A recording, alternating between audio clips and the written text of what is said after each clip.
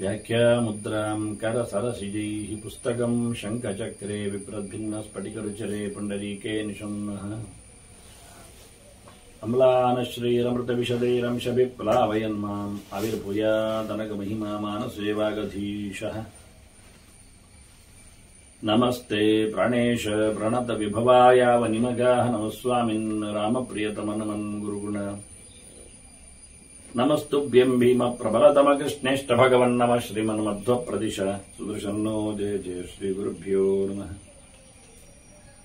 ನಾರಾಯಣಂ ಸುರಗುರುಂ ಜಗದೇಕನಾಥಂ ಭಕ್ತಪ್ರಿಯಂ ಸಕಲಲೋಕ ನಮಸ್ಕೃತಂ ಚ ತ್ರೈಗುಣ್ಯವರ್ಜಿತಮಜಂ ವಿಭುಮಾದ್ಯಮೀಶಂ ವಂದೇ ಭವಗ್ರಂ ಅಮರಾಸುರಸಿದ್ಧವಂದ್ಯಂ ನಾರಾಯಣಂ ನಮಸ್ಕೃತ್ಯ ನರಂ ಚೈವ ನರೋತ್ತಮಂ ದೇವೀಂ ಸರಸ್ವತೀಂ ವ್ಯಾಸಂ ತತೋ ಜಯಮುದೀರಯೇ.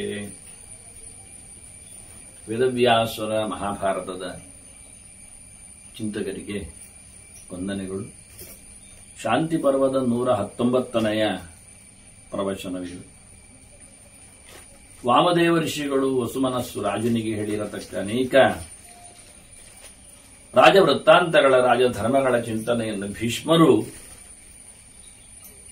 ಚಿಂತನೆಗಾಗಿ ಪ್ರಶ್ನಿಸುತ್ತಿರುವ ಧರ್ಮರಾಜನಿಗೆ ಮುಂತಾದವರಿಗೆ ತಿಳಿಸಿಕೊಡ್ತಾ ಇದ್ದಾರೆ. ಅನೇಕ ಧರ್ಮಗಳು ಮನುಷ್ಯನಲ್ಲಿ ದೊಡ್ಡತನಕ್ಕೆ ಹಿರಿತನಕ್ಕೆ ಹೇತುವಾಗಿ ಎಲ್ಲಿಯೋ ಒಂದೆರಡು ಮಾತುಗಳಲ್ಲಿ, ನಾವು ನೂರಾರು ಮಾತುಗಳಲ್ಲಿ ಒಂದೆರಡು ಮಾತುಗಳಿಂದ ಪ್ರಭಾವಿತರಾಗಬಹುದು. ಹಾಗಾಗಿ ಅಂತಹ ಅನೇಕ ಮಾತುಗಳು ಬಹಳ ಸುಂದರವಾಗಿ ಜೀವನದ ಮೌಲ್ಯವರ್ಧನೆಗೆ ಉಪಯೋಗಿ ಆಗುವಂತೆ, ಗಟ್ಟಿ ಮೂಲ ಇಲ್ಲದವ ಹೋರಾಟದಲ್ಲಿ ಸಫಲನಾಗುವುದಿಲ್ಲ ಎನ್ನುವ ಮಾತನ್ನೆಲ್ಲ ಹೇಳಿದಾಗ, ಎಂತವನು ದೃಢಮೂಲನನಿಸ್ತಾನೆ ರಾಜ, ದೃಢಮೂಲ ಸಪಾರ್ಥಿವ ಅಂತ ಆಗುವುದು ಹೇಗೆ ಅಂದಾಗ, ಯಸ್ಯ ಸ್ಫೀತಃ ಜನಪದ, ಊರಿನ ಜನ ಗಮ್ಮತ್ತಿನಲ್ಲಿರಬೇಕು, ಹೆಚ್ಚು ಸಂಖ್ಯೆಯಲ್ಲಿರಬೇಕು, ಹೆಚ್ಚು ನೆಮ್ಮದಿಯಲ್ಲಿರಬೇಕು, ಬಹಳ ದಷ್ಟಪುಷ್ಟವಾಗಿ ದೈಹಿಕವಾಗಿಯೂ ಮಾನಸಿಕವಾಗಿಯೂ ಸಂಪತ್ತಿನಲ್ಲಿಯೂ ಭೌತಿಕವಾಗಿಯೂ ಎಲ್ಲ ಇದ್ದಾಗ, ಈಗ ನಾವು ನೆಲವನ್ನು ಹೇಳುವಾಗ ಹೇಳುತ್ತೇವೆ ಸ್ಫೀತಃ ಅಂತ, ಅಂದ್ರೆ ಒಳ್ಳೆ ಮರಮಟ್ಟುಗಳು ಹಣ್ಣು ಹಂಪಲುಗಳು ಆಗಿದ್ದಾಗ ಹಚ್ಚ ಹಸುರಾಗಿದ್ರೆ ಅಂತ. ಹಾಗೆ ಅವರು ಯಾವ ನೆಲೆಯಲ್ಲಿ ಪೂರ್ಣತೆಯನ್ನು ಪಡೆದಿರಬೇಕು ಹಾಗೆ ಒಂದೊಮ್ಮೆ ಅವನ ದೇಶದವರು ಇದ್ದರೆ ಸಂಪನ್ನ ಪ್ರಿಯರಾಜಕ, ಅವನು ರಾಜನನ್ನು ತುಂಬಾ ಇಷ್ಟಪಡುವವರಾಗಿದ್ದರೆ, ಜೊತೆಯಲ್ಲಿ ತುಂಬಾ ಸಂಪತ್ತಿನಿಂದ ತುಂಬಿದವರಾಗಿದ್ರೆ, ಅಂತಹ ರಾಜರ ಸಂಪತ್ತಿಗಾಗಿ ಹಾತೊರೆಯದೆ ಅಥವಾ ರಾಜನಿಂದ ಯಾವುದೇ ತೊಂದರೆಯನ್ನು ಅನುಭವಿಸದೆ ರಾಜನನ್ನು ಇಷ್ಟಪಟ್ಟವರಾಗಿದ್ದರೆ, ಅದರಂತೆ ಸಂತುಷ್ಟ ಪುಷ್ಟ ಸಚಿವ ಮಂತ್ರಿಯೂ ಸಹ, ರಾಜನಿಗೆ ಸಲಹೆಗಾರರಾಗಿರತಕ್ಕಂತಹ ಮಂತ್ರಿ ಸಂಪುಟವೂ ಸಹ ಸಂತೋಷದಿಂದ ಇದ್ರೆ, ಬೇಕಾದಷ್ಟು ಸಂಪತ್ತಿನಿಂದ ತುಂಬಿ ತುಳುಕಿದ್ರೆ, ಅಂತಹ ರಾಜನನ್ನು ದೃಢಮೂಲ ಸಪಾರ್ಥಿವ ಅಂತಾರೆ. ರಾಜ ಗಟ್ಟಿ ಇದ್ದಾನೆ ಅಂತ ಹೇಳುತ್ತೆ. ರಾಜ ಗಟ್ಟಿ ಇದ್ದಾಗ ಏನು ಕೆಲಸ ಮಾಡಲಿಕ್ಕೆ ಬರ್ತದೆ. ರಾಜನ ಗಟ್ಟಿತನಕ್ಕೆ ದೇಶದ ಜನರೇ ಮುಖ್ಯ ಕಾರಣ, ಜೊತೆಯಲ್ಲಿ ಮಂತ್ರಿಮಂಡಲಗಳು ಅಂತ ಹೇಳ್ತಾನೆ. ಇದರೊಟ್ಟಿಗೆ ಹೋರಾಟಗಾರರು ಬೇಡವಾದ್ರೆ ಅದಕ್ಕೂ ಒಂದು ಮಾತು ಹೇಳ್ತಾನೆ, ಯಸ್ಯ ಯೋಧಾ ಸುಸಂತುಷ್ಟಾ ಸನುರಕ್ತಾ ಸುಪೂಜಿತಾ. ಯೋಧರು ಅವರು ಯುದ್ಧ ಮಾಡುವವರೇ, ಯುದ್ಧತಂತ್ರದಲ್ಲಿ ನಿಪುಣರೇ, ಆದ್ರೆ ಅವರಿಗೆ ನೆಮ್ಮದಿ ಇಲ್ಲದಿದ್ದರೆ ಹೋರಾಡುವುದಿಲ್ಲ. ಅದರಿಂದ ಅವರು ಸಂತೋಷದಲ್ಲಿರಬೇಕಾದ್ರೆ ಅವರ ಮನೆ ಮಂದಿಗೆ ಅವರಿಗೆ ಎಲ್ಲ ಆಹಾರ ವಿಹಾರಗಳಲ್ಲಿ ಬೇಕಾದಷ್ಟು ಸ್ವಾತಂತ್ರ್ಯ, ಹಾಗೆ ಬೇಕಾದಷ್ಟು ವ್ಯವಸ್ಥೆ ಗುಣಮಟ್ಟದ್ದು ಇರಬೇಕು. ಅಂತಹ ಯೋಧರು ರಾಜನ ಕೈಯಲ್ಲಿ ಇದ್ದರೆ, ಅವರು ನೆಮ್ಮದಿಯಿಂದ ಇದ್ದರೆ, ರಾಜನ ಮೇಲೆ ಅವರಿಗೆ ವಿಶ್ವಾಸ ಜಾಸ್ತಿ ಇದ್ದರೆ, ಸ್ವನುರಕ್ತ ರಾಜವರನ್ನು ತುಂಬಾ ಚೆನ್ನಾಗಿ ಅವರ ಕೈಂಕರ್ಯ ನೋಡಿಕೊಂಡವನನ್ನು ಗೌರವಿಸಿದ್ದರೆ, ಸುಪೂಜಿತ ಅಂತ ಯೋಧರಿದ್ದಾಗ ರಾಜ ಬಹಳ ಕಡಿಮೆ ದಂಡದಲ್ಲಿ, ಅಂದರೆ ಯುದ್ಧ ಸೇನೆಯಲ್ಲಿಯೇ ಅವನು ಇತರರನ್ನು ಗೆಲ್ಲಬಹುದು. ಅಲ್ಪೇನಾಭಿಸ ದಂಡೇನ ಮಹಿಂ ಜಯತಿ ಪಾರ್ಥಿವ. ಯಾಕೆಂದ್ರೆ ಆ ಟೀಮ್ ಸ್ಪಿರಿಟ್ ಜೋರಿ ಇರ್ತದೆ. ತುಂಬ ಜನ ಇದ್ದರೇನಂತ ರಾಜನ ಮೇಲೆ ಅವರಿಗೆ ವಿಶ್ವಾಸ ಇಲ್ಲ ಆದ್ರೆ ಹೋರಾಡಿದ್ದ ಹಾಗೆ ಮಾಡುತ್ತಾರೆ. ಈಗ ಧರ್ಮದ ಮೇಲೆ ವಿಶ್ವಾಸ ಇಲ್ಲದವ ಜಪ ಮಾಡಿದ ಹಾಗೆ ಮಾಡುತ್ತಾನೆ, ಅಧ್ಯಯನದ ಮೇಲೆ ವಿಶ್ವಾಸ ಇಲ್ಲದವ ಓದಿದ ಹಾಗೆ ನಾಟಕ ಮಾಡುತ್ತಾನೆ. ಹಾಗೆ ಯಜ್ಞಯಾಗಗಳಲ್ಲಿ ಪರಲೋಕದಲ್ಲಿ ವಿಶ್ವಾಸ ಇಲ್ಲದವ ಅದನ್ನು ಬೂಟಾಟಿಕೆ ಎಂದು ತೋರಿಸ್ತಾನೆ. ಅದರಿಂದ ಕೃಷ್ಣ ಹೇಳಿದ ಯಜಂತೆ ನಾಮ ಯಜ್ಞಯಿಸ್ತೆ ಅಂದಿದ್ದ ಕೃಷ್ಣ. ಬಹಳ ಚೆನ್ನಾಗಿ ರಾಗ ಹೇಳಿದ್ದ. ಅವರು ಹೋಮ ಅವನೆಲ್ಲ ಮಾಡ್ತಾರ, ಈಗ ದಾನ ದಕ್ಷಿಣೆ ಎಲ್ಲ ಕೊಡುತ್ತಾರೆ. ಎಂತದ್ದಕ್ಕೆ? ಬೂಟಾಟಿಕೆಗೆ. ನಂಬಿ ಅಲ್ಲ, ದೇವರ ಮೇಲೆ ವಿಶ್ವಾಸದಿಂದಲ್ಲ. ಅವರಿಗೆ ಫಲ ಬರುವುದು ಬೇಕಾಗಿಲ್ಲ, ಫಲದ ಪ್ರಶ್ನೆಯೇ ಅಲ್ಲ. ನೋಡಿ, ಕರ್ಮ ಮಾಡುವಾಗ ಬಾಕ್ಯದಲ್ಲಿ ಕಾಣುವುದು ನಮಗಿಷ್ಟೇ, ಆದ್ರೆ ಆ ಕರ್ಮದ ಫಲ ಕೊಡುವ ಸ್ವಾಮಿಗೆ, ದೇವರಿಗೆ ಪೂರಾ ಗೊತ್ತಿರ್ತದೆ. ನಾವು ತಿಳ್ಕೊಳ್ಳುವುದು ಯಾರಿಗೂ ಗೊತ್ತಾಗುವುದಿಲ್ಲ ಅಂತ. ಅದರದ್ದು ಪೂರ್ಣವಾದಂತ ಕೆಲಸ, ಅದರ ಕುಣಿತ ಅದು ದೇವರ ಕೈಯಲ್ಲಿ. ಒಬ್ಬ ಕಳ್ಳ ಯಾರಿಗೂ ಗೊತ್ತಿಲ್ಲ ಹೇಳಿ ಕದ್ದು ತಿಂದುಬಿಟ್ರೆ ಅಥವಾ ದುಡ್ಡಿನಿಂದ ಅದನ್ನು ತಿನ್ಲಿಕ್ಕೆ ಉಪಯೋಗಿಸಿಕೊಂಡ್ರೆ ಅದರ ಪರಿಣಾಮ ಏನಾಗ್ತದೆ ಮತ್ತೆ ಅವನ ದೇಹದೊಳಗೆ? ಅದನ್ನೆಲ್ಲ ವ್ಯವಸ್ಥೆಗೊಳಿಸುವವರು ಯಾರು? ಅದು ದೇವರು. ಅದರಿಂದ ಬಹಳ ಚಂದವಾಗಿ ಇದನ್ನೆಲ್ಲ ಮಾತು ಮುಂದೆ ಈ ವಿಷಯಗಳ ಹಿನ್ನೆಲೆಯಲ್ಲಿ ಮಾತುಗಳೆಲ್ಲ ಬಂದದ್ದು ವಾಸ್ತವವಾಗಿ. ಆದ್ರೆ ದಂಡೋಹಿ ಬಲವಾನ್ಯತ್ರ ತತ್ರ ಸಾಮ ಪ್ರಯುಚ್ಯ. ಕಡಿಮೆ ದಂಡದಿಂದಲೇ, ಸೈನ್ಯದಿಂದಲೇ, ಪೆಟ್ಟು ಪುಡೆಗಳಿಂದಲೇ, ಯುದ್ಧದಿಂದಲೇ ಗೆಲ್ಲಿಕ್ಕಾಗತ್ತೆ ಒಳ್ಳೆ ಟೀಮ್ ಯೋಧರದ್ದಿದ್ರೆ ಅಂತ ಹೇಳಿಕೊಂಡ ಹಾಗೆ, ದಂಡ ಎಲ್ಲಿ ಪ್ರಯೋಗ ಆಗುತ್ತೋ ರಾಜನದ್ದು ಅಲ್ಲಿ ಸಾಮವು ಇರ್ತದೆ. ಸಾಮ ಮೊದಲು ಸಮಾಧಾನದಲ್ಲಿ ಹೇಳಿರ್ತಾರೆ, ಕೇಳುವುದಿಲ್ಲ ಅಂತ ಕೂಡಲೇ ದಂಡದ ಪ್ರಯೋಗ ಆಗ್ತದೆ. ಇದು ಹತ್ತಿರದ ಕತೆ. ಪ್ರಧಾನಂ ಸಾಮಪೂರ್ವಂಚ ಭೇದ ಮೂಲಂ ಪ್ರಶಸ್ತ್ಯತೆ. ಎಲ್ಲಿ ದಾನ ಇರ್ತದೆ ಅದು ಸಾಮಪೂರ್ವಕವೇ ದಾನ ಇರ್ತದೆ. ಸಮಾಧಾನ ಪಡಿಸಿಯೇ ಕೇಳಿ ನೋಡು ಕೊಡುವ ಅಂತ ಹೇಳಿಕೊಂಡು ಒಂದಿಷ್ಟು ಭೂಮಿಯನ್ನು, ದುಡ್ಡನ್ನು, ಸಂಪತ್ತನ್ನು ಕೊಟ್ಟು ಯುದ್ಧವನ್ನು ನಿಲ್ಲಿಸಿ ಸಾಮಂತರಾಗಿ ಅಥವಾ ಮಿತ್ರರಾಗಿರುವಂತೆ ಅಂತ ಕಡೆಯಲ್ಲಿ ಭೇದ ಪ್ರಧಾನವಾಗಿರುತ್ತದೆ. ಅವನನ್ನಿವನನ್ನು ಹಿಡಿಸಿ ಹಾಕಿ ಬೇರೆ ಮಾಡಿಕೊಂಡು ಗೆಲ್ಲುವ ವಿಷಯ ಇರ್ತದೆ. ಆದ್ರಿಂದ ಸಾಮದಾನ ಭೇದ ದಂಡಗಳಲ್ಲಿ ದಂಡದೊಟ್ಟಿಗೆ ಸಾಮ ಸೇರಿರ್ತದೆ, ದಾನದೊಟ್ಟಿಗೆ ಭೇದ ಸೇರಿರ್ತದೆ. ಯಾವುದು ಇಲ್ಲಾಂದ್ರೆ ಯಾವುದು ಕೈ ಹಿಡಿತಾ ಇರ್ತಾನೆ ದುಡ್ಡು. ಒಂದೆರಡು ಸರ್ತಿ ಕೈ ಕೊಟ್ಟು ಕಳಿಸುವುದು, ಮತ್ತು ಇನ್ನೊಂದು ಸರ್ತಿ ಆದಾಗ ಕೊಡದೆ ಅವನ ತಲೆಯನ್ನು ಕಡಿಯುವುದು. ಹೀಗೆ ಈ ದಂಡಗಳ ಕತೆ ಅಂತಾರೆ. ತ್ರಯಾಣ ವಿಫಲಂ ಕರ್ಮ ಯದಾ ದೃಶ್ಯೇತ ಭೂಮಿಪಃ ರಂಧ್ರಂ ಜ್ಞಾತ್ವಾ ತಥೋ ದಂಡಂ ಪ್ರಯುಂಜೀತ ವಿಚಾರ. ಸಾಮದಾನ ಭೇದ ಮೂರು ಎಲ್ಲಿ ಕೆಲಸ ಮಾಡುವುದಿಲ್ಲ ಎನ್ನುವುದು ಗೊತ್ತಾಯ್ತು ಅವನಿಗೆ. ಅಂತಹ ಸಂದರ್ಭದಲ್ಲಿ ಶತ್ರುವಿನ ಛಿದ್ರವನ್ನು ನೋಡಿ ಅವನ ದೌರ್ಬಲ್ಯವನ್ನು ಗುರುತಿಸಿ ಆನಂತರ ದಂಡ ಪ್ರಯೋಗವನ್ನೇ ಮಾಡಬೇಕು. ಅದಕ್ಕೇನು ಮತ್ತೆ ಯೋಚನೆ ಇಲ್ಲ ಅಂತ. ಮತ್ತೆ ಸಮಬಲ, ದುರ್ಬಲ, ಪ್ರಬಲ ಎನ್ನುವ ವಿಷಯಗಳಲ್ಲಿ ಬಂದಾಗ ದುರ್ಬಲೋ ಹಿ ಮಹೀಪಾಲ ಯದಾ ಭವತಿ ಭಾರತ ಉಪೇಕ್ಷಾ ತತ್ರ ಕರ್ತವ್ಯ ಚತುರ್ನಾಮ ವಿರೋಧಿ. ಒಬ್ಬ ರಾಜನ ಮೇಲೆ ನಾವು ಏನು ಮಾಡಬೇಕಾಗಿಲ್ಲ, ಯಾಕೆಂದ್ರೆ ಅವನು ಸ್ವತಃ ತಾನು ದುರ್ಬಲನೇ ಇದ್ದಾನೆ. ಇಂತಹ ಸಂದರ್ಭದಲ್ಲಿ ಏನು ಮಾಡೋದು ಅಂದ್ರೆ ಅವನ ಬಗ್ಗೆ ಮಾತೇ ಆಡುವುದಿಲ್ಲ, ಉಪೇಕ್ಷೆ. ಅವನಿಗೆ ಎಂತ ಮಾಡುವುದಿಲ್ಲ, ಎಂತ ಮಾಡ್ಲಿಕ್ಕೆ ಅವನಿಗೆ ಆಗುವುದಿಲ್ಲ. ಅವನನ್ನು ಬಗ್ಗಿಸಿಕೊಂಡು ಮಾಡುವಂತ ಕರ್ತವ್ಯ ಏನಿಲ್ಲ. ಅತ್ಯಂತ ದುರ್ಬಲನಾಗಿರತಕ್ಕ ರಾಜನನ್ನು ನಾವು ಗುರುತಿಸಿಕೊಂಡ್ರೆ ಅವನ ಬಗ್ಗೆ ಸುಮ್ಮನೆ ಇದ್ದುಬೇಡಿ. ಯಾಕೆ ಅವನು ಯಾವ ಕಾಲದಲ್ಲಿಯೂ ಪ್ರಬಲನಾಗಿ ನಮ್ಮ ಮೇಲೆ ದಂಡೆತ್ತಿ ಬರುವುದಿಲ್ಲ. ಇದೊಂದು ನೀವು ಹೇಳಲಿಲ್ಲಲ್ಲ, ಸಾಮದಾನ ಭೇದ ದಂಡ ಮಾತ್ರ ಹೇಳಿದ್ದೀರಲ್ಲ, ಇದು 5ನೇ ಒಂದು ಉಪಾಯ ಇತ್ತು. ಇದು ಭಾರ್ಗವ ಅಂದ್ರೆ ಪರಶುರಾಮ ಹೇಳಿದ ಉಪಾಯ ಇತ್ತು. ಇಂತಹ ಸಂದರ್ಭಗಳಲ್ಲಿ ನಾವು ಉಪೇಕ್ಷೆಯನ್ನು ಮಾಡಬೇಕು. ಅದು 4 ರಾಜನೀತಿಗಳಿಗೆ ವಿರೋಧ ಅಲ್ಲ ಉಪೇಕ್ಷೆ ಮಾಡುವಂಥದ್ದು ಅನ್ನೋ ನೆಲೆಯಲ್ಲಿ ಬಹಳ ಯಾಕೆ ದಾನದಲ್ಲಿ ಅತಿ ಕೊಡದೆಯೂ ದಾನ ಆಗುವುದಂತ ಅದರದ್ದು ಉಪೇಕ್ಷೆ. ಸಾಮದಂತೆ ಇದು ಭೇದವೇ, ಬೇರೆ ಇರ್ತಾನೆ ಮುಗಿಯಿತು ಅಂತ, ದಂಡನೇ ಇಲ್ಲ ಅಂತ. ಹಾಗಾಗಿ ಬಹಳ ಚಂದವಾಗಿ ಇದು ಒಂದು 5ನೇ ಉಪಾಯ ಉಂಟು. ಇದು ಎಲ್ಲ ಕಡೆಯಲ್ಲಿ ಉಪಯೋಗಿಸ್ಲಿಕ್ಕೆ ಬರ್ತದೆ. ಮತ್ತೆ ರಾಜ ದುರ್ಬಲನಾದ್ರೂ ಕೆಲವೊಮ್ಮೆ ದುರ್ಬಲೋಪಿ ಮಹೀಪಾಲ ಶತ್ರುಣಾಂ ಶತ್ರು ಉದ್ಧರೇತ್. ಶತ್ರುವನ್ನು ತೆಗೆಯುವಲ್ಲಿ ರಾಜ ಅಂದ್ರೆ ನಿಜವಾಗಿ ಅವನಿಗೆ ಶತ್ರು ಆಗುವುದಿಲ್ಲ. ಶತ್ರುವಿನ ಮೇಲೆ ಹೋರಾಟ ಮಾಡಲಿಕ್ಕೆ ಸಾಲದು, ದುರ್ಬಲ ಇದ್ದಾನೆ. ಆದ್ರೆ ಶತ್ರುವಿಗೆ ಯಾರೊಬ್ಬ ಶತ್ರು ಇದ್ದಾನಲ್ಲ, ಅವನನ್ನು ಮುಗಿಸುವ ಮೂಲಕ ಇವನನ್ನು ಪ್ಲೀಸ್ ಮಾಡಬಹುದು. ಅದು ಹೇಗೆ ಕೇಳಿದ್ರು ಹೇಳ್ತಾರೆ, ಪಾದಲಗ್ನಂ ಕರಸ್ತೇನ ಕಂಟಕೇನೇವ ಕಂಟಕಂ. ಕಾಲಿಗೆ ಮುಳ್ಳು ಕಚ್ಚಿದೆ, ಚುಚ್ಚಿದೆ, ಇವ ಕೈಯಲ್ಲಿ ಮುಳ್ಳು ತೆಗೆದಿದ್ದಾನೀಗ. ಯಾಕೆ? ಕಾಲಿನ ಮುಳ್ಳನ್ನು ತೆಗಿಲಿಕ್ಕೆ. ನೋಡಿ, ಕಾಲಿನ ಮುಳ್ಳನ್ನು ತೆಗಿಲಿಕ್ಕೆ ಕೈಯಲ್ಲಿ ಮುಳ್ಳು ಪಡೆದುಕೊಂಡ ಹಾಗೆ ನಮ್ಮ ಶತ್ರುವನ್ನು ದೂರಗೊಳಿಸಲಿಕ್ಕೆ ಅವನ ಶತ್ರುವನ್ನು ಹೊಡೆದು ಬಿಡಬೇಕು.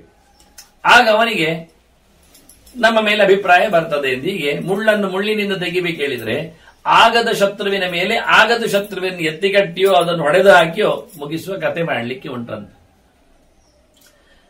ಮತ್ತೆ ಕೆಲವರು ಇದ್ದಾರಲ್ಲ, ಅಂತವರ ಬಗ್ಗೆ ಹೆಚ್ಚಿನ ಉಪೇಕ್ಷೆ ಪ್ರಧಾನ ಅಂತ ಮಾತನ್ನು ಉಲ್ಲೇಖ ಮಾಡಿದ್ದಾನೆ. ಶಟಾನಾಂ ಶತಿಮಾನಾಂಚ ಮ್ಲೇಂಚಾನಾಂಚ ಮಹೀಪತಿ ಏಷ ಉಕ್ತ ಉಪಾಯಾಣಾಂ ಉಪೇಕ್ಷಾ. ಬಲವತ್ತರ, ಅತಿ ಬಲವತ್ತರವಾದ ಉಪಾಯ ಯಾವುದು ಕೇಳಿದ್ರೆ ಸಾಮದಲ್ಲ, ದಾನದಲ್ಲ, ಭೇದದಲ್ಲ, ದಂಡದಲ್ಲ, ಮತ್ತೆ ಉಪೇಕ್ಷೆಯಲ್ಲಿ ಸುಮ್ಮನೆ ಬಿಟ್ಬಿಡುದು. ನೆಗ್ಲಿಗೆನ್ಸ್ ಅಂದಾಗೆ ಉಪೇಕ್ಷೆಯಿಂದ ಅನೇಕ ಕೆಲಸಗಳು ಸಾಧ್ಯ ಆಗ್ತವೆ. ನಮಗೆ ಕ್ರೌರ್ಯ ಬರುವುದಿಲ್ಲ, ನಮ್ಮ ಸೊತ್ತುಗಳ ನಾಶ ಆಗುವುದಿಲ್ಲ, ಹೋರಾಟಗಳಿಲ್ಲ. ಅವನು ಉಪೇಕ್ಷೆಯಲ್ಲೇ ಇರ್ತಾನೆ, ಏನು ಮಾಡ್ತಾ ಇಲ್ಲಲ್ಲ ಅಂತ. ಹಾಗಾಗಿ ನೆಮ್ಮದಿ ಇರ್ತದೆ. ಉಪೇಕ್ಷೆಯನ್ನು ಹೆಚ್ಚಾಗಿ ಇಷ್ಟಪಡುವವರ ಮೇಲೆ ಇಷ್ಟಪಡಬೇಕು ಸರಿ, ದೊಡ್ಡ ಸಂಗತಿಯ ಮೇಲೆ ಪ್ರೀತಿಸಬೇಕು, ಭಕ್ತಿ ಇಡಬೇಕು ಸೇರಿ. ಆನಂತರ ಒಳ್ಳೆಯವರ ಮೇಲೆ ಅಥವಾ ಕಷ್ಟದಲ್ಲಿರುವವರ ಮೇಲೆ ಅನುಕಂಪೆ, ದಯೆ ಇರಬೇಕು ಸರಿ. ಇನ್ ಯಾವುದು ಅಲ್ಲ ಆದ್ರೆ ಅವರು ಒಳ್ಳೆಯವರು ಅಲ್ಲ, ದಯೆಗೆ ಪಾತ್ರರಲ್ಲ, ಗೌರವಿಸ್ಲಿಕ್ಕೆ ದೊಡ್ಡತನ ಇಲ್ಲ, ನಮಗೆ ಬೇಕಾದಾಗ ಇಡ್ಲಿಕ್ಕೆ ನಮ್ಮ ಮೈತ್ರಿಗೆ ಸಮಾನ ಸ್ಕಂದತೆಯೂ ಇಲ್ಲ. ಹಾಗಿರುವಾಗ ಅಂತವರನ್ನು ಉಪೇಕ್ಷೆ ಮಾಡಿಬಿಡು. ನಮ್ಮ ಮೇಲೆ ಹೋರಾಟ ಮಾಡೋದಿದ್ರೆ ಹೋರಾಟ ಮಾಡಬೇಕು, ಮಾಡುವುದಿಲ್ಲ ಎನ್ನುವುದು ಗೊತ್ತಾದ್ರೆ ಅವರ ಬಗ್ಗೆ ನಾವು ಏನು ಮಾಡದೆ. ಇದೇ ಪ್ರಬಲವಾದದ್ದು. ಎಂಥದ್ದು? ಕೆಲವೊಮ್ಮೆ ಕೆಟ್ಟ ಸಚಿವರು ಇರ್ತಾರೆ, ಹಠಮಾರಿಗಳು. ಅವರನ್ನು ಉಪೇಕ್ಷೆ ಮಾಡಿಬಿಡುದು, ಅವರ ಬಗ್ಗೆ ಏನಿಲ್ಲ, ನಿರ್ಲಕ್ಷ್ಯ ಒಂದು ದೃಷ್ಟಿಯಿಂದ. ಅದರಂತೆ ಮ್ಲೇಂಚರ ಬಗ್ಗೆ ಒಂದು ಹೇಳಿಬಿಡ್ತಾರೆ. ಇಲ್ಲಿ ಹೇಳುವಾಗ ಮ್ಲೇಂಚಾನಾಂಚ ಮಹೀಪತೆ ಅಂತ ಮುಂದೊಂದು ಮಾತು ಹೇಳ್ತಾರೆ. ಇರ್ಲಿ, ಗುಡ್ಡಗಾಡಿನ ಅಸಂಸ್ಕಾರದ, ಸಂಸ್ಕಾರ ಇಲ್ಲ ಹೀನರ ಜತೆಯಲ್ಲಿ ಏನು ಹೋರಾಡಿ ಏನು ವ್ಯವಹಾರ ಅಂತಾರೆ. ಅಂತವರನ್ನು ಉಪೇಕ್ಷೆಗೆ ತಳ್ಳಿ ಬಿಡು ಅಂತ. ಮತ್ತೆ ನಿಜವಾಗಿ ತೆಗಿಬೇಕಾದ್ರೆ ಏನ್ ಮಾಡ್ಬೇಕು ಅಂದ್ರೆ ಅಶ್ಮನ ನಾಶೇದ್ ಲೋಹಂ ಲೋಹೇನ ಅಶ್ಮಾನಮೇವಚ. ಹಾಗೆ ಬಿಲ್ವಾನಿಚ ಪಲೈಹಿ ಪರೈಹಿ ಬಿಲ್ವೈಹಿ ಮ್ಲೇಂಚಾನ್ ಮ್ಲೇಂಚೇನ ಸಾಧೇತ್ ಅಂತಾರೆ. ಮ್ಲೇಂಚೈಹಿ ಮ್ಲೇಂಚಾನ್ ಪ್ರಸಾದೇತ್. ನಿಲ್ಲಿಸಬೇಕಾದ್ರೆ, ತಗ್ಗಿಸಬೇಕಾದ್ರೆ, ಮುಗಿಸಬೇಕಾದ್ರೆ, ತೆಗಿಬೇಕಾದ್ರೆ ಏನ್ ಮಾಡ್ಬೇಕು ಅಂದ್ರೆ, ಈಗ ಕಲ್ಲಿನಿಂದ ಲೋಹವನ್ನು ನಾವು ಬಡಿದು ತೆಗೆಯುವುದಿಲ್ವ? ಕಳೆದ ಬಾರಿ ಒಂದೊಮ್ಮೆ ಭೀಷ್ಮ ಹೇಳಿದ್ದ, ಯಾವುದರ ಉಗಮವು ಅದು ಯಾವುದನ್ನು ತೆಗೆಯುತ್ತದೆ ಎನ್ನುವ ನೆಲೆಯಲ್ಲಿ ನೀರು ಮತ್ತು ಬೆಂಕಿಯ ವಿಷಯದಲ್ಲಿ ಮಾತಾಡಿದಾಗ, ಹಾಗೆ ಕಲ್ಲಿನಿಂದ ಪಡೆದದ್ದು ನಾವು ಲೋಹವನ್ನು, ಆ ಲೋಹದಲ್ಲೇ ಕಲ್ಲನ್ನು ಪುಡಿ ಮಾಡಲಿಕ್ಕೆ ಬರ್ತದೆ. ಕಬ್ಬಿಣದ ಹ್ಯಾಮರಿಂದ ಕಲ್ಲ ಹೆಂಟೆಯನ್ನು ಬಡಿಯುವುದಿಲ್ಲ, ಪುಡಿ ಮಾಡುವುದಿಲ್ಲ ನಾವು. ಆದ್ರೆ ಕಬ್ಬಿಣ ಬಂದದ್ದೆಲ್ಲಿಂದ? ಅದಿರಾಗಿ ಮಣ್ಣಿನಿಂದ ಕಬ್ಬಿಣವನ್ನು ನಾವು ಪಡೆದವು, ಆ ಕಬ್ಬಿಣದಿಂದ ಮಣ್ಣನ್ನು ಬಡಿದವು. ಇದು ಎರಡೂ ಆಗತ್ತೆ. ಕಲ್ಲಿನಿಂದ ಲೋಹಕ್ಕೆ ಹೊಡೆತ, ಲೋಹದಿಂದ ಕಲ್ಲಿಗೆ ಹೊಡೆತ. ಹೀಗೆ ಪರಸ್ಪರ ಪೆಟ್ಟುಪುಡೆಯಿಂದ ನಾಶ ಮಾಡುವ ಕಥೆಯನ್ನು ಮಾಡಲಿಕ್ಕೆ ಬರ್ತದೆ. ಇದು ಒಂದು ಮುಖ. ಇನ್ನೊಂದು ಹೇಳುತ್ತಾರೆ ಬಿಲ್ವೈಹಿ ಬಿಲ್ವೈಶ್ಚ, ಇದು ಬಿಲ್ವಾನಿಚ ಪರೈಹಿ ಬಿಲ್ವೈಹಿ. ಬಿಲ್ವ ಹಣ್ಣುಗಳನ್ನು ತೆಗಿಬೇಕಾದ್ರೆ ಕೆಳಗೆ ಬಿದ್ದ ಬಿಲ್ವ ಹಣ್ಣುಗಳನ್ನು ಎಸೆದು ಒಳ್ಳೆಯದನ್ನು ಪಡಿಬೇಕು ನಾವು. ಹಾಳಾದ ಕೆಲವು ಕಾಯಿಗಳು ಕೆಳಗಿರ್ತವೆ, ನಿನ್ನೆ ಮೊನ್ನೆ ಉದಿರಿದು ಕೆಳಗಿರ್ತವೆ. ಮೇಲಿರತಕ್ಕಂಥ ಬಿಲ್ಲು ಹಣ್ಣುವನ್ನು ತೆಗಿಬೇಕಾದ್ರೆ ಈ ಬಿಲ್ಲು ಹಣ್ಣುಗಳನ್ನು ಎಸೆದು, ಅಂದ್ರೆ ಅದರಿಂದಲೇ ಅದಕ್ಕೆ ಘಾಸಿ ಒಂದು, ಪರಸ್ಪರವಾದ ಹೊಡೆತ ಇನ್ನೊಂದು. ಈಗ ತಾಳಕ್ಕೆ ತಾಳವೇ ಹೊಡೆಯುವುದು, ಗಂಟೆಗೆ ಕೋಲು ಹೊಡೆಯುವುದು, ಭಿನ್ನ ಜಾತಿಯದು. ಲೋಹಕ್ಕೆ ದಂಡದ ದಾರವಿನ ಹೊಡೆತ ಗಂಟೆ ಹೊಡೆಯುವಲ್ಲಿ, ತಾಳ ಹೊಡೆಯುವಲ್ಲಿ ಆಗಲ್ಲ. ಲೋಹಕ್ಕೆ ಹೊಡೆತ, ಅದರದ್ದೇ ಪರಸ್ಪರವಾದ ಹೊಡೆತ ಅಥವಾ ಭಿನ್ನವಾದ ಹೊಡೆತಗಳು ಇಲ್ಲ. ಕೆಲವೊಮ್ಮೆ ಇನ್ನೊಮ್ಮೆ ಹೇಳ್ತಾರೆ, ಈಗ ವ್ಯತ್ಯಾಸದಲ್ಲಿ ವ್ಯವಸ್ಥೆಯನ್ನು ಕೇಳಿದ್ರೆ ಮತ್ತೊಂದು ರೀತಿಯಿಂದ ಹೇಳುವಾಗ ಮ್ಲೇಂಚಾನ್ ಅವರವರಿಗೆ ಬಿಲ್ವ ಕಾಯಿಯಲ್ಲಿ ಹೊಡೆದ ಹಾಗೆ ಮ್ಲೇಂಚರಿಗೆ ತಾಗಿಸಿಬಿಟ್ಟು ಒಂದು ಗುಂಪಿಗೆ ಇನ್ನೊಂದು ಗುಂಪಿಗೆ ಭೇದವನ್ನು ಉಂಟಿಸಿ ಅವರನ್ನು ಮುಗಿಸಿ. ಹೀಗೆ ಮ್ಲೇಂಚ ಜಾತಿಯವರನ್ನು, ಗಡ್ಡ ಜಾತಿಯವರನ್ನು, ಅಡ್ಡ ಜಾತಿಯವರನ್ನು ಅಡ್ಡ ಮಲಗಿಸುವ ವಿಧಾನ ಕೇಳಿದರೆ ಅವರಲ್ಲಿ ಅವರನ್ನು ಹಿಡಿಸಿ ಹಾಕಿ ಬಡಿದು ಆಯಾ ದೇಶಗಳನ್ನೇ ಎತ್ತಿ ಕಟ್ಟಿ ಹೊಡೆದು ಅವರ ನಾಶವನ್ನು ಮಾಡುವ ಹಾಗೆ ಮಾಡಲಿಕ್ಕೆ ಉಂಟು ಅಂತ ಹೇಳ್ತಾರೆ. ಮೊದಲಿಗೆ ಉಪೇಕ್ಷೆಯ ಬಗ್ಗೆ ಹೇಳಿದ. ಅವರು ದುರ್ಬಲರಾಗಿದ್ರೆ, ಅವರು ಪ್ರಬಲರಾಗಿ ಬಿಟ್ರೆ ಅವರಿಂದ ಅವರನ್ನೇ ಬಡಿಸಿ ತೆಗಿರಿ. ಇದು ಉಳಿದ ಕಡೆಯಲ್ಲಿ ನಾವು ನಮ್ಮಲ್ಲೇ ಇದ್ದವರಿದ್ದಾರೆ, ಎಷ್ಟು ಉಪೇಕ್ಷೆ ಮಾಡುದು. ಕೆಲವೊಮ್ಮೆ ನಮ್ಮವರನ್ನೀಗ ಸಚಿವರನ್ನು ಹೇಳಿದ ಹಾಗೆ ಮಂತ್ರಿಗಳು ಹಠಮಾರಿ ಮಂತ್ರಿಗಳು ಇರ್ತಾರೆ, ಅಂತವರ ಬಗ್ಗೆ ಉಪೇಕ್ಷೆ ಮಾಡುವುದು ಚಂದ ಅಂತಾನೆ. ಅದರಂತೆ ಕೆಲವು ಕೆಲಸದವರು ಇರ್ತಾರೆ, ದಾಸಾನಾಂಚ ಪ್ರದೃಪ್ತಾನಾಂ ಏತದೇವ ಹಿ ಕಾರಯೇತ್. ಅವರಿಗೆ ಇದೇ ರೀತಿಯಾಗಿ ಒಂದು ದೃಷ್ಟಿಯಿಂದ ಪರಿಚಾರಕ ವರ್ಗದವರು ಇದ್ರೂ ಸಹ ಅವರು ಕೊಬ್ಬಿದರೆ ಕೆಲಸ ಮಾಡ್ತಾರೆ ಕೆಲವೊಮ್ಮೆ. ಹಾಗಾದ್ರೆ ಕೊಬ್ಬು ಜಾಸ್ತಿ ಇರ್ತದೆ, ಅಂತವರ ಬಗ್ಗೆ ಹೆಚ್ಚು ಗಮನಿಸಬಾರದಂತೆ. ಅವರಿಗೆ ಗಮನಿಸಿದಾಗೆ ಕೆಲವು ಹಠಮಾರಿ ಮಕ್ಕಳುಗಳಿರ್ತಾವೆ, ಅವುಗಳನ್ನು ಗಮನಿಸಿದಷ್ಟು ಅವುಗಳು ಕೆರಳುತ್ತವೆ. ಅಂತವುಗಳ ಬಗ್ಗೆ ಉಪೇಕ್ಷೆ ಮಾಡಬೇಕು. ಉಪೇಕ್ಷೆ ಮಾಡಿದಾಗ ನನ್ನನ್ನು ಗಮನಿಸುವವರು ಯಾರಿಲ್ಲ, ಹಾಗಾದ್ರೆ ನಾನು ನನ್ನನ್ನೇ ನಾನೇ ಗಮನಿಸಿಕೊಳ್ಬೇಕಾಗಂತೆ ಸ್ವಪ್ರಯತ್ನದಿಂದ ಮತ್ತೆ ಮೇಲಕ್ಕೆ ಬರಲಿಕ್ಕೆ ನೋಡ್ತಾರೆ. ಅದರಂತೆ ತನ್ನವರ ಬಗ್ಗೆ ಭಾರಿ ರಾಜ ನಾನು ಹೆಚ್ಚು ನೋಡಿದ್ದೇನೆ. ಇದರಲ್ಲಿ ಸ್ಥಿತಿವಂತರಿಗಿಂತಲೂ ಮಿಗಿಲಾಗಿ ಸೀನಿಯರ್ಸ್ ಕೆಲವು ಮಠ ಮಂದಿರಗಳಲ್ಲಿ ಅವರ ಮನೆ ಮಂದಿಗಳು ಇರುತ್ತಾರೆ. ಹಾಗಾಗಿ ಮಠ ಮಂದಿರದಲ್ಲಿ ಇರತಕ್ಕಂತಹ ಅಧಿಕಾರಿ ವರ್ಗಗಳಿಗೆಲ್ಲ ಜನ ಬೆಂಬಲಗಳಿರ್ತವೆ. ಆಗ ಈ ಸಂಬಂಧಿ ವರ್ಗದವರು ತಮ್ಮ ಉದ್ದ ಮಾಡುವುದುಂಟು, ತಮ್ಮ ಪ್ರತಿಷ್ಠೆಯನ್ನು ತೋರಿಸಿಕೊಳ್ಳುವುದುಂಟು. ಯಾಕೆ ನಾನು ಅವರ ಇವರ ಅವನು ಅಂತ ಸಂಬಂಧದ ನೆಲೆಯಲ್ಲಿ ಅವರು ತಮ್ಮ ಉದ್ದತ್ವರವನ್ನು ತೋರಿಸ್ಲಿಕ್ಕೆ ಹೋಗ್ತಾರೆ. ಅಂತಹ ಸಂದರ್ಭದಲ್ಲಿ ಜನ ಅವರನ್ನು ಉಪೇಕ್ಷೆ ಮಾಡ್ತಾರೆ. ಬೈಲಿಕ್ಕೆ, ನಿಂದಿಸ್ಲಿಕ್ಕೆ, ಜೋರು ಮಾಡಲಿಕ್ಕೆ, ತೆಗಳ್ಲಿಕ್ಕೆ ಹೋಗುವುದಿಲ್ಲ. ಯಾಕೆಂದ್ರೆ ಅದು ಪ್ರತಿಷ್ಠಿತ ವ್ಯಕ್ತಿಗಳ ಸಂಬಂಧಿ. ನೋಡಿ ಗಮ್ಮತ್ತು. ಈಗ ನಾವು ಲೋಕದಲ್ಲಿ ನೋಡ್ತಾ ಇಲ್ವಾ, ಸಂಹಾರ ಕಾರ್ಯದಲ್ಲಿ ತೊಡಗಿದವನ ಅಥವಾ ಅತಿರೇಕದ ಆಚಾರಗಳಲ್ಲಿ, ಸ್ತ್ರೀಯರ ವಿರೋಧಗಳಲ್ಲಿ ಅಲ್ಲಿ ನೆಲೆಗೊಂಡವನ ಸಂಬಂಧಿ ದೊಡ್ಡಪ್ಪ ದೊಡ್ಡ ಜನ ಆಗಿದ್ದಾನೆ, ದೇಶದ ದೊಡ್ಡ ಹುದ್ದೆಯನ್ನು ಅಲಂಕರಿಸಿ ಬಂದಿದ್ದಾನೆ. ಹೇಳಿಕೊಳ್ಳಿಕ್ಕೆ ನಾಚಿಕೆ ಆಗುತ್ತೆ, ಹೇಳಲಿಕ್ಕಿಲ್ಲ. ಈ ರೀತಿಯಾಗಿ ಅವರ ಅಂತ ಸಂದರ್ಭದಲ್ಲಿ ಉಪೇಕ್ಷೆ ಮಾಡುವುದು ಒಳಿತು ಅಂತ ಇವನು ಉಲ್ಲೇಖ ಮಾಡ್ತಾನೆ. ಅಂತೂ ಅವರನ್ನು ದಾರಿಗೆ ತರಲಿಕ್ಕೆ ಪ್ರಯತ್ನಿಸಬೇಕೆನ್ನುವುದರಲ್ಲಿ ಎರಡು ಮಾತಿಲ್ಲ ವಾಸ್ತವವಾಗಿ. ಇದರಂತೆ ಅಂತ್ಯಾಹ ಕುಬ್ರಾಹ್ಮಣಾದಯ, ಈ ದೂರದಲ್ಲಿ ಕೂತವರು, ಸಂಸ್ಕಾರಹೀನರು, ಹತ್ತಿರ ಬಾರದವರು, ಅಂತವರ ಬಗ್ಗೆ ಹೆಚ್ಚು ಗಮನಿಸಲು ಹೋಗ್ಲಿಕ್ಕಿಲ್ಲ, ಉಪೇಕ್ಷೆ. ಹಾಗೆ ಕೆಟ್ಟ ಬ್ರಾಹ್ಮಣರ ಬಗ್ಗೆ ಕುಬ್ರಾಹ್ಮಣಾದಯ, ಜಾತಿ ಇನ್ನೂ ದೊಡ್ಡ ಸಂಗತಿ ಉಂಟು, ಇರಲಿ, ಮತ್ತೇನಿಲ್ಲ, ಮತಿ ಇಲ್ಲ, ಗತಿ ಇಲ್ಲ, ಮಾಡತಕ್ಕಂತ ವ್ಯವಸ್ಥೆಗಳಿಲ್ಲ, ಕರ್ಮವೂ ಶುದ್ಧ ಇಲ್ಲ, ಇಂಥವರ ಬಗ್ಗೆ ಮಾತೇನಾಡುವುದು, ಅವರ ಜೊತೆಯಲ್ಲಿ ವ್ಯವಹಾರ ಏನಾಡುವುದು, ಅಂತವರನ್ನು ಸ್ವಲ್ಪ ದೂರ ಇದ್ದು ಬಿಡು, ಡಿಸ್ಟೆನ್ಸ್ ಮೇಂಟೆನ್ಸ್ ಅಂತಾರೆ. ಹಾಗೆ ಆದಷ್ಟು ಕಡಿಮೆ ವ್ಯವಹಾರದಲ್ಲಿ ಅವರ ಬಗ್ಗೆ ಗಮನ ಇರಲಿ ಅಂತ ಹೇಳ್ತಾರೆ. ಮತ್ತೆ ಆದಷ್ಟು ಜನರನ್ನು ಕ್ಯಾಚ್ ಮಾಡಲಿಕ್ಕೆ ಮಾಡಬೇಕು, ರಾಜ ಪ್ರಯತ್ನ ಪಡಬೇಕು, ಬಿಟ್ಟೆ ಹಾಕುವುದಲ್ಲ. ಪೌರಜಾನಪದಾ ಯಸ್ಯ ಸಾಂತ್ವಿತಾ ಸುಪವಾಸಿತಾ ರಾಷ್ಟ್ರಕರ್ಮಕರಾಖ್ಯೇತೆ ರಾಷ್ಟ್ರಸ್ಯ ವಿರೋಧಿನಃ. ಊರಿನ ಕೆಲಸ ಮಾಡುವವರು ಇರ್ತಾರೆ, ಅವರು ಒಳ್ಳೆಯವರು ಇರ್ತಾರೆ, ರಾಜನಿಂದ ಬೇಕಾದಷ್ಟು ಗೌರವವನ್ನು ಪಡೆದಿರ್ತಾರೆ, ಹತ್ತಿರದಲ್ಲಿ ಹೋಗಿ ಬರ್ತಾರೆ, ಸಂಪರ್ಕ ಪಡೆದಿರ್ತಾರೆ. ಹಾಗಿದ್ದರೂ ರಾಷ್ಟ್ರದ ವಿರೋಧಿಗಳು ಇರ್ತಾರೆ.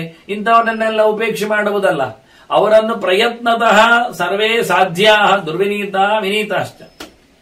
ಕೇಳುವವರು ಕೇಳದವರು ಇವರನ್ನೆಲ್ಲರನ್ನು ಸಹ ರಾಜ ಆದಷ್ಟು ತನ್ನ ಅಂಕಿಯಲ್ಲಿ ತರುವಾಗಿ ಪ್ರಯತ್ನಿಸಬೇಕು. ಎಲ್ಲಿವರೆಗೆ ಚಂಡಾಲ ಮ್ಲೇಂಚ ಜಾತ್ಯಾಶ್ಚ, ಈ ಆಗ ಹೇಳಿದ ಯಾರೆಲ್ಲ ದೂರದಲ್ಲಿ ಇಡಬೇಕುಂಟು ಅವರನ್ನೆಲ್ಲ ಆದಷ್ಟು ಕ್ಯಾಚ್ ಮಾಡಲಿಕ್ಕೆ ನೋಡಬೇಕು.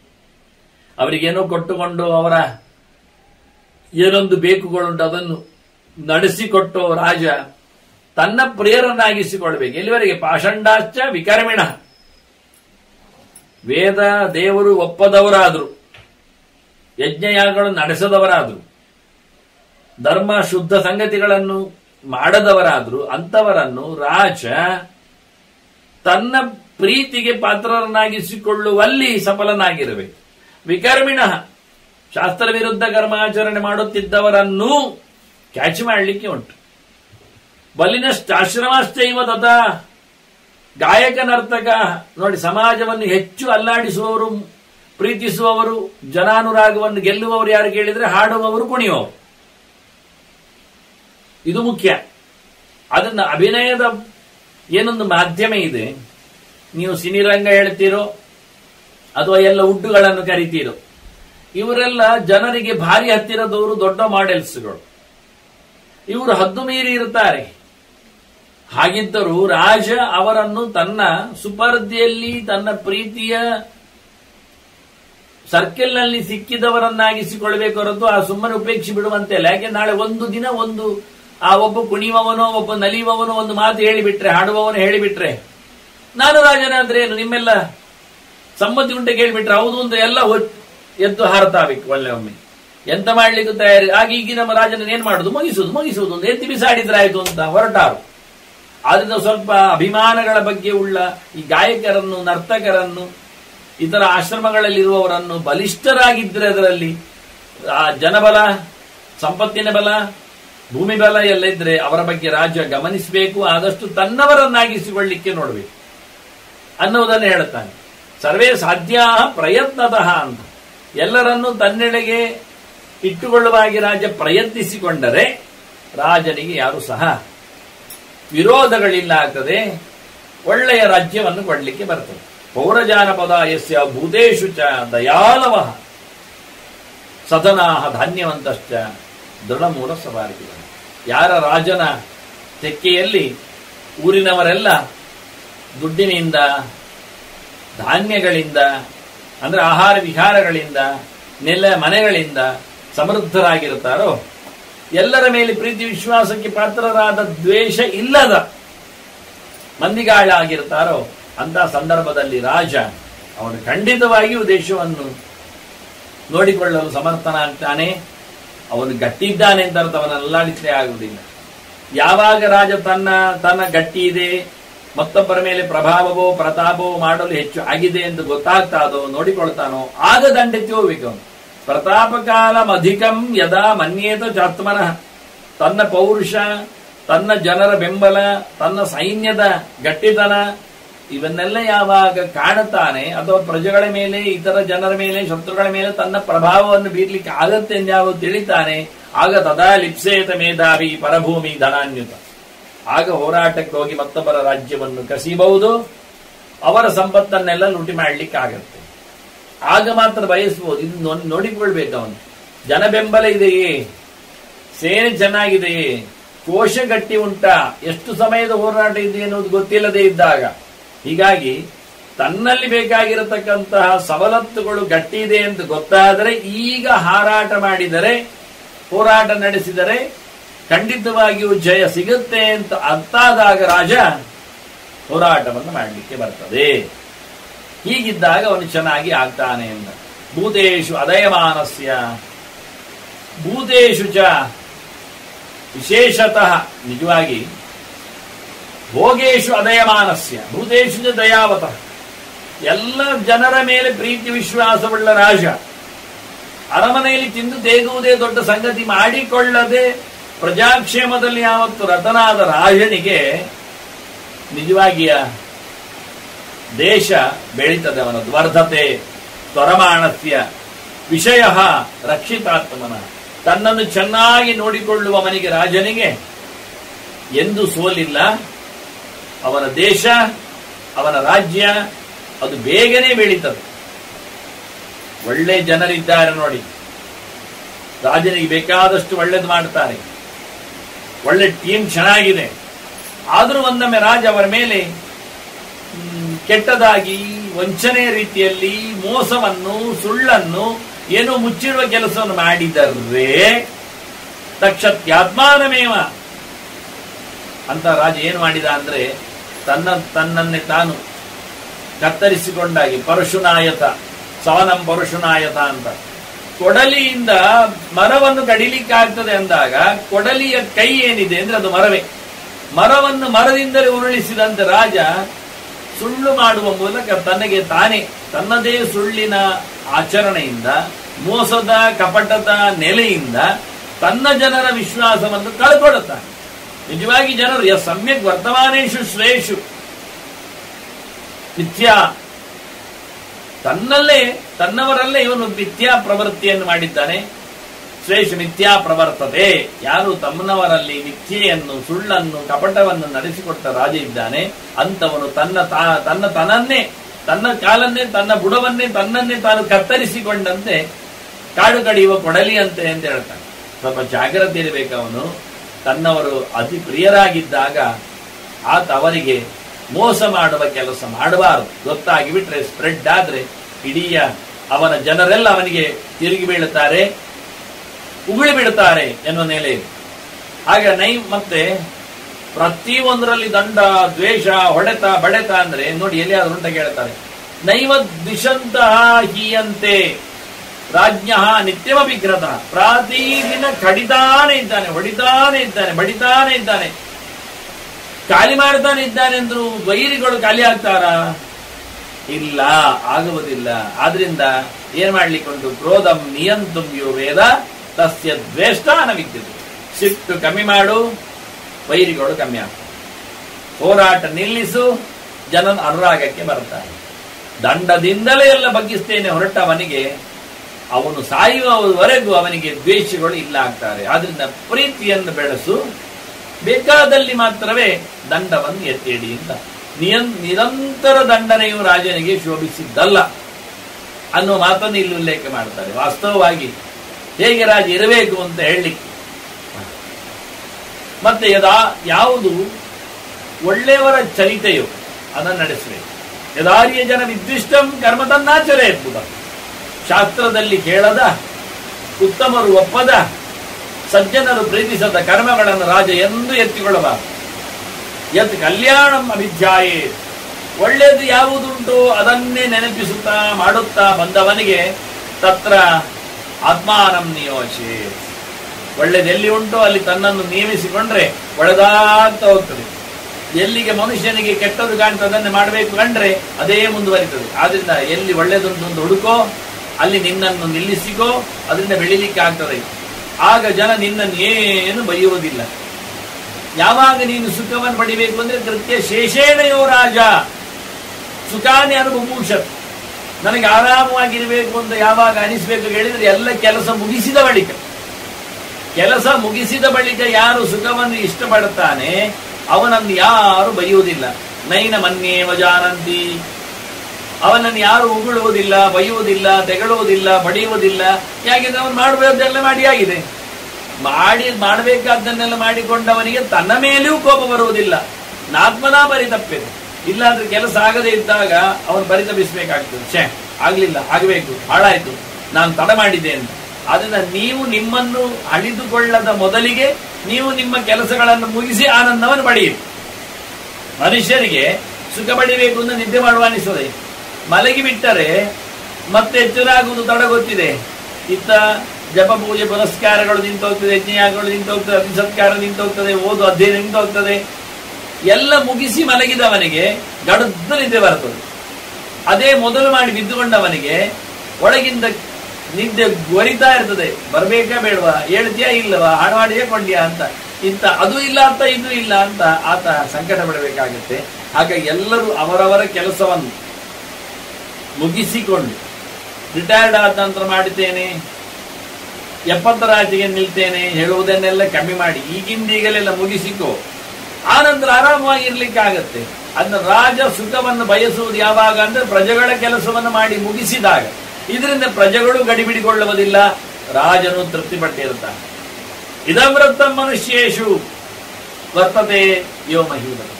ಈ ನಮೂನೆಯ ಕೆಲಸವನ್ನು ಯಾರು ರಾಜ ತಾನು ಮಾಡ್ತಾ ಜನರಲ್ಲಿ ಇಷ್ಟುಕೊಳ್ತಾನೋ, ವರ್ತಯತೆ ಅಂತ ಅರ್ಥ, ವರ್ತದೆ, ತಾನು ಹಾಗಿರ್ತಾನೆ, ಪ್ರಜೆಗಳಲ್ಲಿ ಹಾಗೆ ನಡೆಸಿಕೊಳ್ತಾನೆ ಅಂತವನಿಗೆ ಉಭೌ ಲೋಕವು ವಿನಿರ್ಜಿತ್ಯ ವಿಜಯೇ ಸಂಪ್ರತಿಷ್ಠ.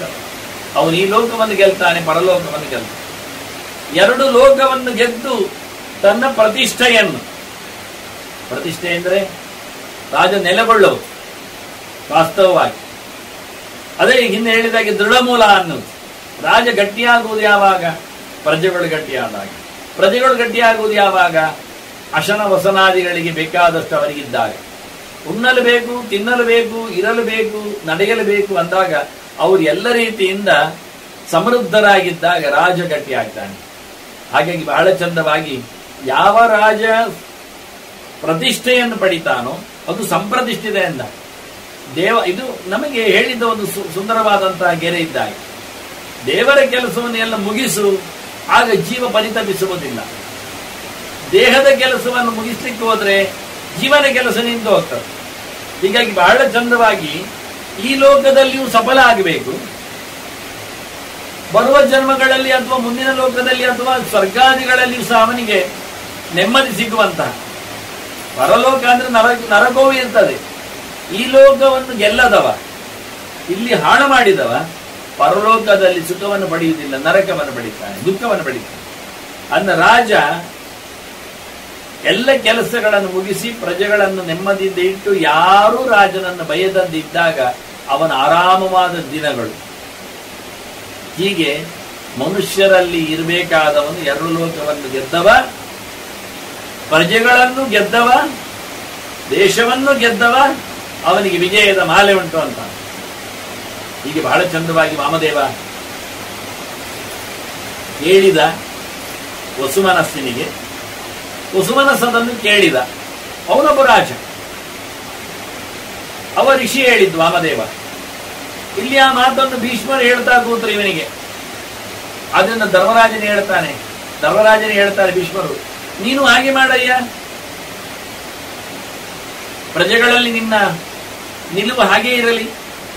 ಆರ್ಯವೃತ್ತವನ್ನು ಅಂದ್ರೆ ದೊಡ್ಡವರು ನಡೆದಾಡಿದ ನಮೂನೆ ಹಾಗೆ ನಿನ್ನ ರಾಜ್ಯತನ ಬಂದ್ರೆ ನೀನು ಈ ಲೋಕವನ್ನು ಗೆಲ್ತೀಯ, ಪರಲೋಕವನ್ನು ಸಹ ಸುಖವಾಗಿ ಪಡಿತೀಯ.